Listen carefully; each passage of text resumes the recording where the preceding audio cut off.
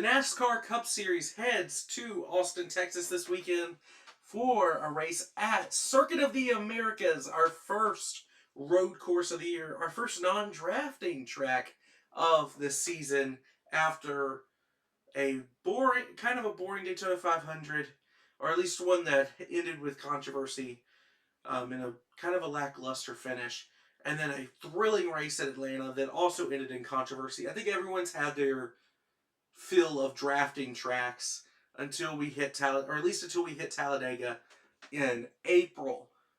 So we're going to head to Austin, Texas for COTA, a new look COTA for NASCAR here. It's not quite the national circuit that layout that they run at COTA, but we're going to be running a completely different track than what we're used to over the last few years at Circuit of the Americas. As you can see, for the Formula One layout, it's cut out the entire second DRS portion of the track, which is not as big of a deal for these NASCAR stock cars that can pass better than the Formula One cars can on average.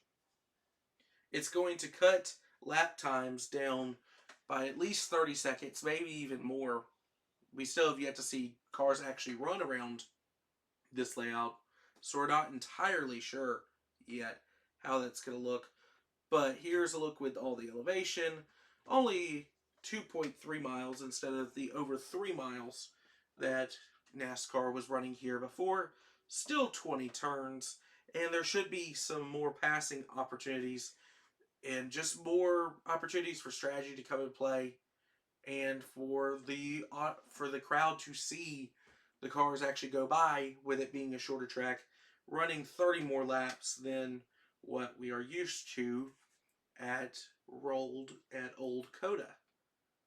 Now we're going to take a look at some of the drivers that are expected to contend here at the race at Circuit of the Americas this weekend. Your odds-on favorite to take the checkered flag is the Kiwi, Shane van Gisbergen, and that's no surprise. SVG, ever since he made his Cup debut at Chicago and won it, has been just the guy that everyone talks about on road courses. Even though he's not been nearly as successful as his first attempt in Chicago, which was a new track for everybody, I think that has a lot to do with it. He's been right in the mix. So in Kaulig equipment last year, he was still running top 5 a majority of the time with Kaulig equipment, which is going to be way inferior to his Trackhouse 88 that he'll be running this weekend. And we can't forget, at Watkins Glen, he was leading going into the third to last corner at the Glen before Chris Buescher decided to create one of the best road course finishes in recent memory. Joining his Trackhouse teammate is the rookie Connor Zilisch, making his Cup debut as the hottest prospect in, well, I wanted to say stock car racing, but probably motorsports. This kid is something else. Only 18 years old. And to reiterate what everyone was saying about the only other 18-year-old to make his Cup debut, the greatest thing since sliced bread, and that, of course, being Joey Logano, who is will be the only driver to make his Cup debut at a younger age than Connor Zilisch will this weekend.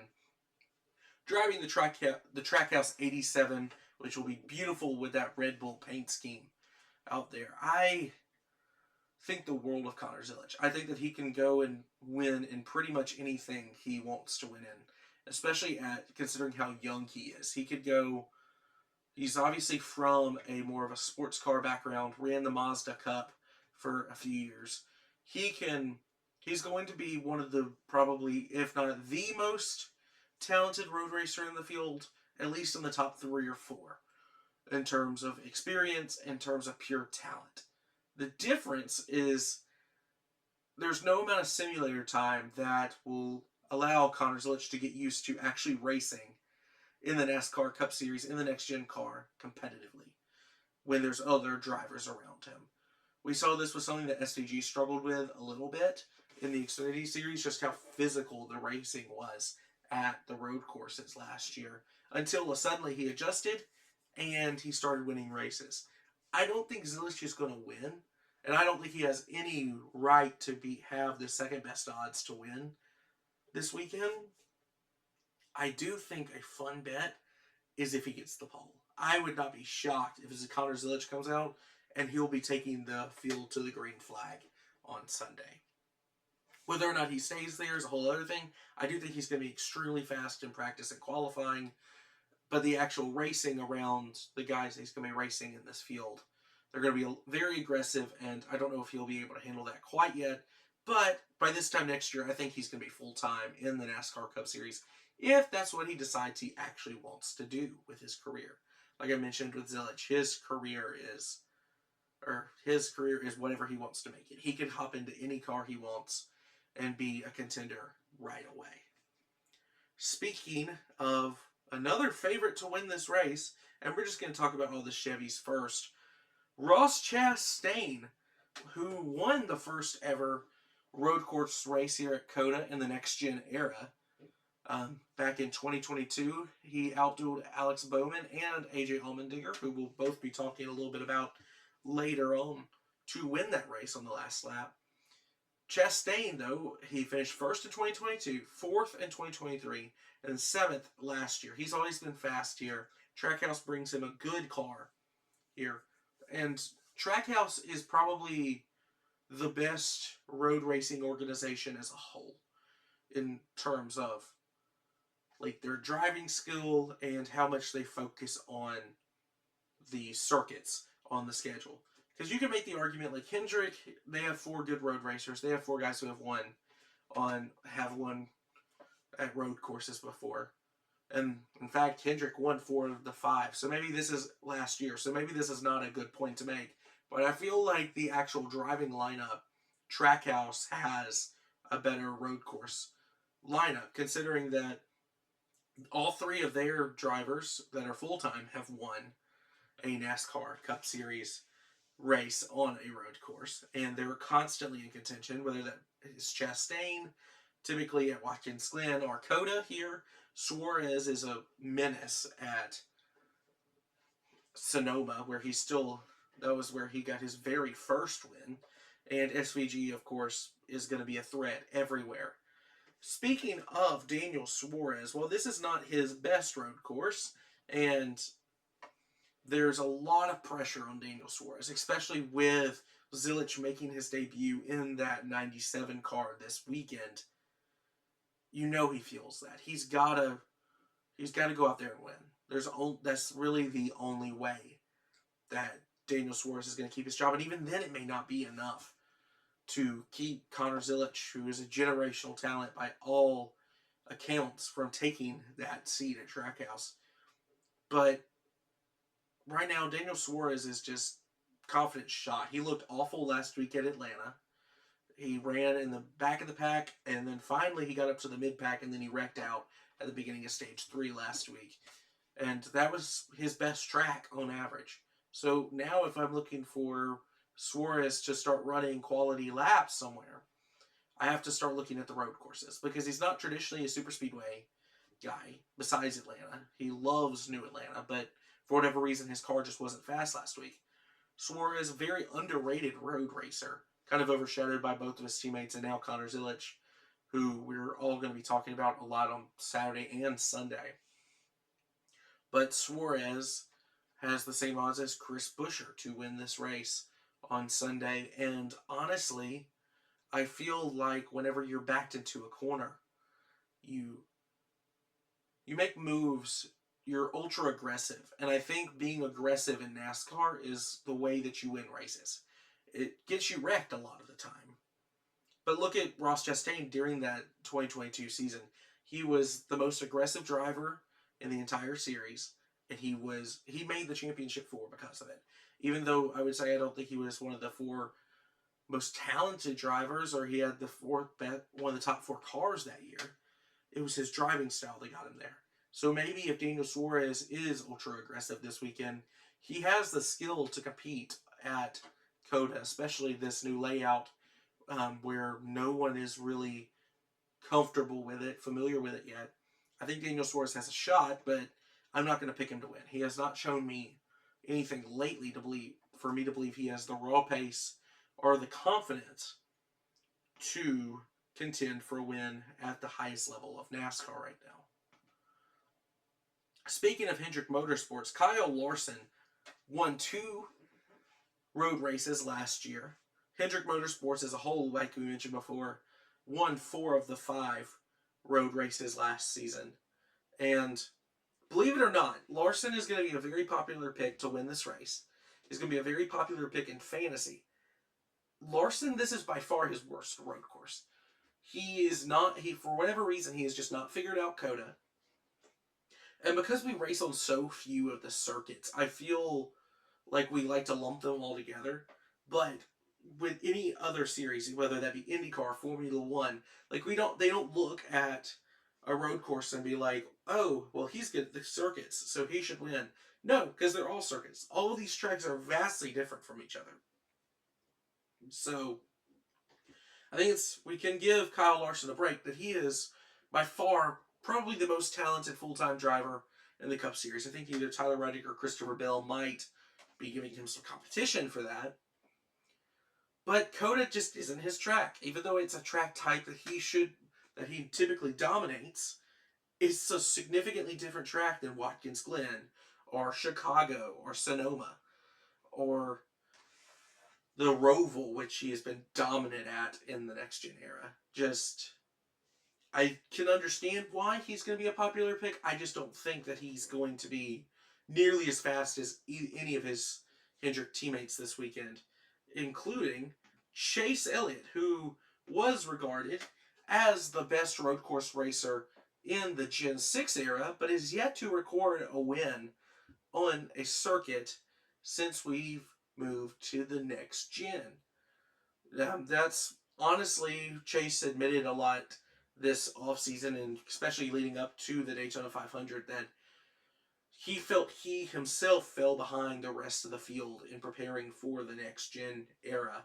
He didn't prepare properly, he wasn't in the sim enough, and he thinks he's finally caught up. So we're going to see this style of track is his best. He has a win at COTA in the Gen 6 era, but obviously new layout. We're going to keep an eye on that. But Chase Elliott hasn't shown us that he can win in the next gen era on a road course, but I can see him contending for the win and possibly crossing the start-finish line first this weekend. Very good bet for Chase Elliott. William Byron is the defending winner here at COTA from last season, and I really expect him to be right there again. He's had a ton of speed so far this early in the year. Obviously, Atlanta and Daytona don't exactly translate to a road course or any other track for that matter, but Byron won the Daytona 500 again, and he's coming back here to COTA, and he had the best car here last year, and he ran away with it towards the end. So Byron looking to defend his crown. So obviously a top 10 odds favorite to defend his checkered flag victory here at Circuit of the Americas. Alex Bowman's interesting because he's always going to be the black sheep at Hendrick. Despite having as much sponsor loyalty as he has from Ally, William Byron has now made the championship 4 in at least the last 2 years, maybe in the last 3 years. I'll have to go back and think. I'm recording this late at night as we're doing it.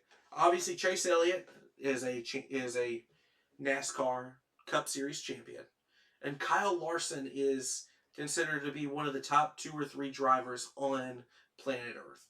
And then that leaves Alex Bowman, who has not really won a ton of races. He doesn't lead a ton of laps, at least compared to his Hendrick teammates. He's just there. He's consistent. However, COTA, despite never winning here, is his best track. He has finished in the last 3 years. 4th, 3rd, and 2nd here for an average finishing position of 3rd. I honestly, Bowman, I'm not going to lie, I was between Bowman and the guy I ended up choosing to win this race for being my pick for it. But he's going to be on my fantasy team this week. I love Alex Bowman here. I don't know. The problem is I don't know how well he's going to qualify. I think that's going to be the difference here between him and his Hendrick teammates. I think he'll be able to pass a lot of cars. He's been shown he's capable of doing that, especially here at COTA. He has the win at Chicago last year, which was a bit fluky with the way the rain started coming down, the darkness, shortened race, and he wouldn't have won if Tyler Reddick had about 2 more laps to catch him. But in the history books, it's going to go down. Alex Bowman won at Chicago, and the best track on the entire schedule for Alex is Circuit of the Americas. I think he's one to watch this weekend, even among the other favorites. For some reason, Kyle Busch is here. Kyle Busch has a decent finishing position at COTA over the past few years. He finished 2nd here back in 2023, and he finished 9th here last year. But I can't help but think that Kyle Busch is just not going to be a factor on Sunday. Maybe there's no logic that backs that up, but I just think that Kyle is not near the road racer that we've seen, that what he used to be back when he was driving for Joe Gibbs Racing, back what you used to see with him dueling it out with Marcus Ambrose and Brad Keselowski at Watkins Glen. That will be forever just etched into my memory. And RCR just not had speed at the road courses. They've shown speed so far here, but 2 super speedways, they're always going to show some speed at Daytona, Talladega, and Atlanta. So until he proves me otherwise, I have no faith in Kyle Busch. Even with him being the odds-on 7th odds-on favorite to win this, I just don't see him even really contending for this. Maybe I'm wrong. I'd be happy to be wrong. I'd love to see Kyle Busch get back into victory lane. That's very odd to say. Never thought I'd hear those words leaving my mouth, but here we are.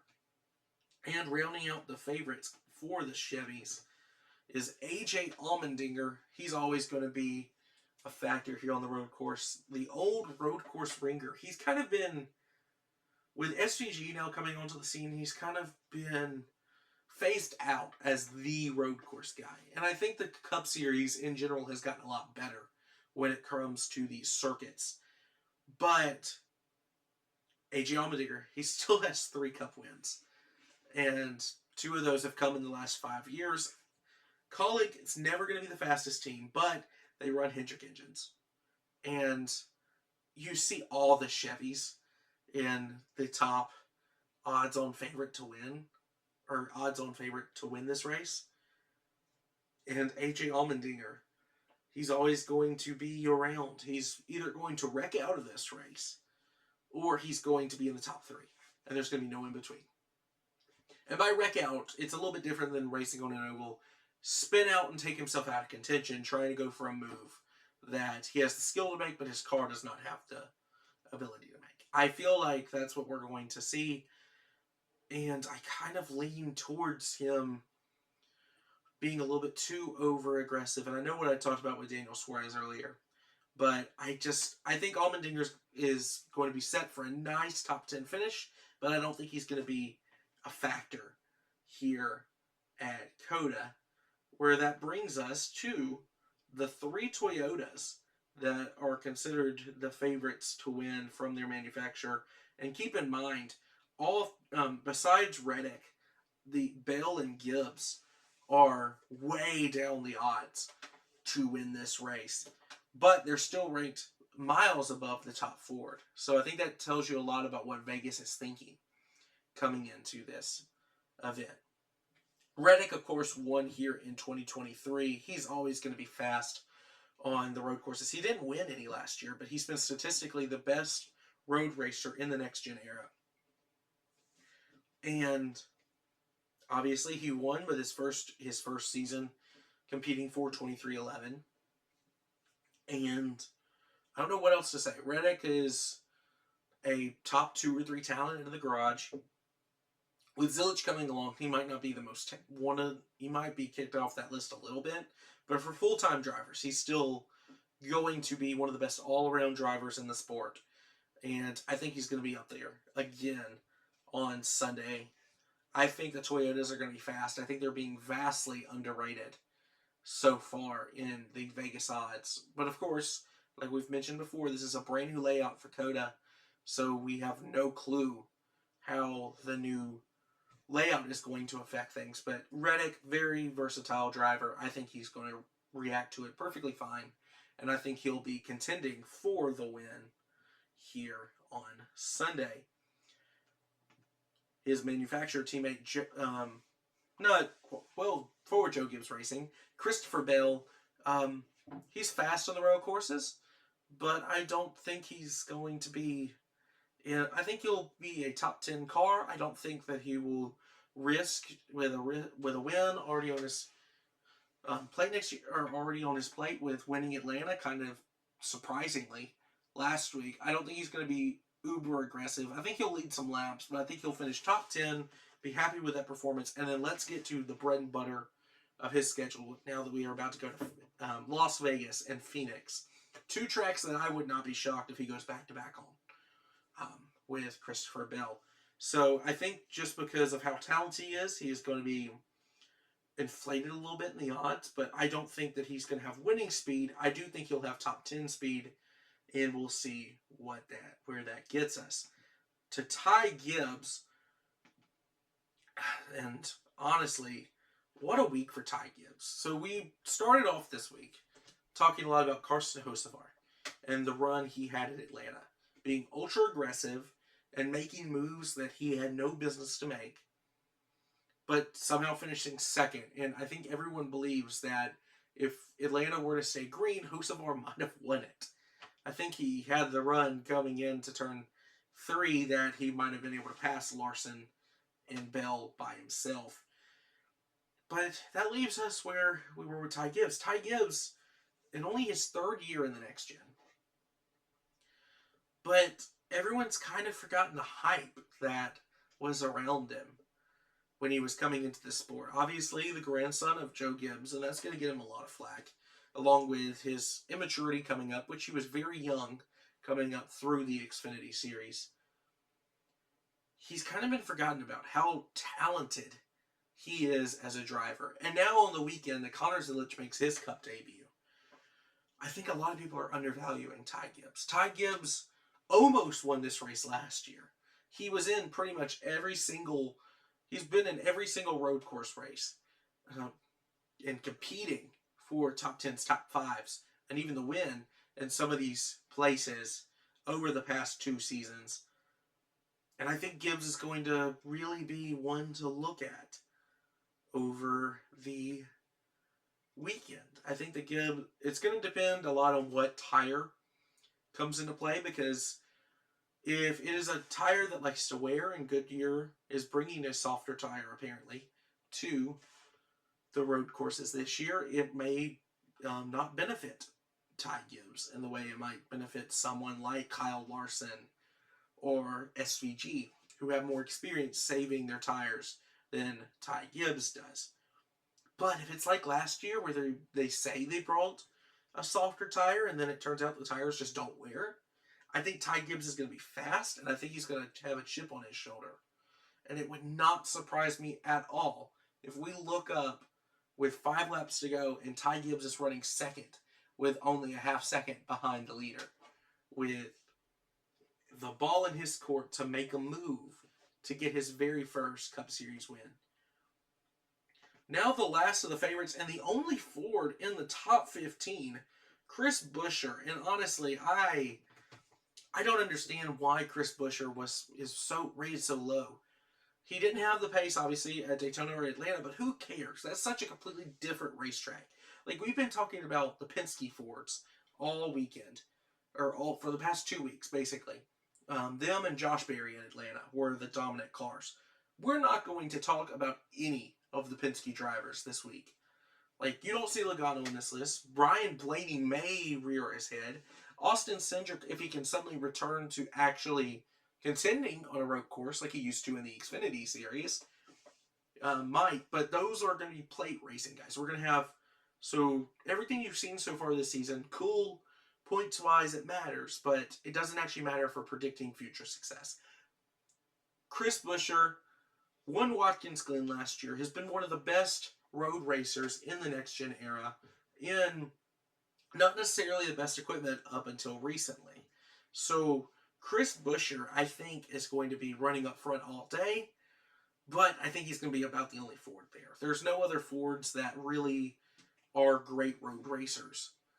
You at one point you might have said, what about Brad Keselowski, his owner there at RFK? But Brad's just not had the speed here in the next-gen car on these types of tracks. But Chris Buescher, he's going to be there at the end. If you're going to bet on anybody to win, this would be probably my top pick. Chris Buescher. Yeah, let's just see where this line has moved. As we take a look, yes, Chris Buescher is still the 14th best odds to win at plus 2,500. So if you bet $10, you'd win $260 there on Chris Buescher. And I don't understand why he's that low. I think he's by far the best bet if that's what you're into. Obviously, don't bet your money if you don't have it. But Chris Buescher at plus 2,500 is the best bet in the entire field. I don't know if he's going to win. I think he's going to have winning speed, and he'll have by far he'll definitely have the skill to win, as we saw last year at Watkins Glen. It's just a matter of, if the brakes fall his way, how are the stages going to turn? With it being a much shorter track now, it does kind of resemble more of a Watkins Glen type track, which has been historically Chris's best track here in the next-gen era, but he's also been really good at old COTA. So keep Buescher in mind.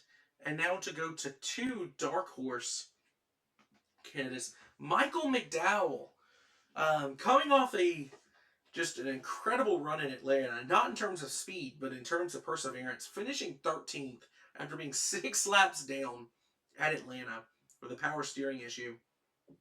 Hats off to that Spire Motorsports 71 team. McDowell, he's been a constant force to reckon with on the road courses when he was with Front Row. And we kind of chalked that up to Front Row is making a lot of headway in terms of now being a Tier 1 Ford team. They were fast the last few years, and gradually every single year they were getting faster. But something that we haven't mentioned a lot about, but I just brought up with Chris Buescher. Chris Buescher is the only Ford that is in the top 15 of betting odds. And if we take a look, you have to go down a while until you get to Ryan Blaney and Joey Logano, who are not going to be involved in this race at all by any sort of logic. If they do, I'd be happy to eat my words, but I just don't see Blaney or Logano being competitive on Sunday. So we take a look at McDowell and we look at his numbers when he was with Front Row, and you think, wow, he was really good. Besides Buescher, he was the second best Ford, and now he is competing with Spire equipment for a Chevy team that has Hendrick engines under the hood. That doesn't mean anything. Like, he could go out there and finish 34th on Sunday. But something is telling me that McDowell is going to be, we're going to look up with about 15 to go, and it's going to be sunny, and McDowell's going to be in 4th place. And he'll have a shot to win it within 3 seconds of the leader. So, I think that Spire is going to be incredibly fun to watch, at the very least. They may not be incredible when compared to the rest of the field, rest of the mid-pack. Well, at least compared to the rest of the mid-pack, I think they're going to be incredible. But I think they're going to be incredibly fun to watch. We talked about Carson Hocevar, what he has done so far this season. I think Justin Haley has a chance. But Michael McDowell with Rodney Childers on. Oh, sorry, Rodney Childers is with Carson. Sorry. But with that new Spire team able to just make moves, and he's been so good at the road courses in what I believe is lackluster equipment. Now that he has the preferred engine under the hood, I really want to see what Michael McDowell is able to do. Michael McDowell comes in with plus 3,500 odds to win, so bet 10 to win $360. And our final underdog is none other than Chase Briscoe, making his his real speedway or real track debut, at least, with Joe Gibbs Racing. He came up through the Xfinity Series as a road racer. That's what we kind of all forget, but he was never in equipment that could win a race off of pure pace and handling when he was at Stewart-Haas. Like, the best car he ever got while he was at SHR was the car he won the Southern 500 in last year. And I think that's going to change. This 19 car has been in victory lane multiple times at road courses with Martin Truex Jr. And I'm not saying that Chase Briscoe's as good of a road racer as MTJ was, but I think James Small has a lot to prove. And Chase Briscoe, we've kind of all forgotten about him on this track type lately. That might be a mistake. I could see Joe Gibbs Racing putting together a fantastic 19 car for Briscoe and digging him out of this hole that James Small has put him in with the illegal spoiler, pending the review that they're definitely not going to win over NASCAR. And taking a look at the odds, you have to go down a little ways to plus 3,000 for Chase Briscoe to win this race on Sunday. But like I mentioned, I think that he's in much better equipment, and I think he's going to remind everyone just how good of a road racer he has been in the past few years. He's getting away from Ford, which seemingly is the worst manufacturer for this specific track type. And he's going to hop in a 19 car that's been to victory lane multiple times on road courses over the last few years, and we're going to see what he can do in Austin on Sunday. So now my official pick for Sunday's race at Circuit of the Americas, and I went back and forth. Like I mentioned, Bowman was my original pick to win this race, but I felt it was a little bit too easy. He'll be on my fantasy team, and my fantasy team, I'm just going to go ahead and tell you who's running for me. So I had Briscoe is going to be in my garage this week. There's just a hunch there, and if I get this wrong, I'll correct it. I'll put it on the screen if I don't have it completely right in the editing process. So I'm going to run Michael McDowell, Chris Buescher, Tyler Reddick, Shane van Gisbergen, Alex Bowman, and I'm actually going to leave Briscoe off. I did make the change because I put my winner into my fantasy lineup instead, and winning in Austin this Sunday for his first career Cup Series victory, I have Ty Gibbs will bring the 54 to victory lane and clinch a playoff spot for himself and his team this weekend at COTA. Completely off the wall, I know. I was talking about how tires might come into play and how that completely does not favor Ty Gibbs at all, but I think he's going to do well. I don't have any real logic behind it. I think it's just a hunch. I'm probably going to be wrong, and he's going to wreck out and finish in the 30s somewhere. But I'm picking Ty Gibbs. That was my 36 for 36 fantasy pick this week. So Ty Gibbs to victory lane. Let me know who you think is going to win in the comments down below. Let me know if I missed anybody while I was previewing this race at COTA this weekend. And yeah, just make sure to leave a like and subscribe if you enjoyed the content. My name's Caden Sturgis, and for now, See ya, and see you later.